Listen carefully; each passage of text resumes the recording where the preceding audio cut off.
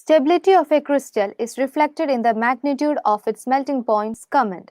Collect melting points of solid water, ethyl alcohol, diethyl ether, and methane from a data book. What can you say about the intermolecular forces between these molecules? So here we are given a fact that the stability of a crystal depends on the magnitude of its melting point, and we need to collect the melting point of solid water, diethyl ether, ethyl alcohol, and methane from a data book, and using this data we need to comment on the intermolecular forces between these molecules.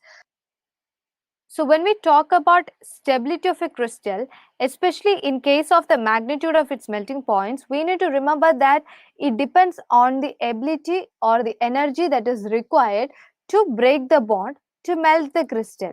So higher the melting point, greater is the intermolecular forces of attraction, and hence greater is the stability. Now we can see the melting points that is collected from a data book. So solid water has a melting point of 273 Kelvin, ethyl alcohol 158.8 Kelvin, diethyl ether is 156.85 Kelvin, and methane is 89.34 Kelvin. So we said higher the melting point, greater is the stability. So what can we infer from this information?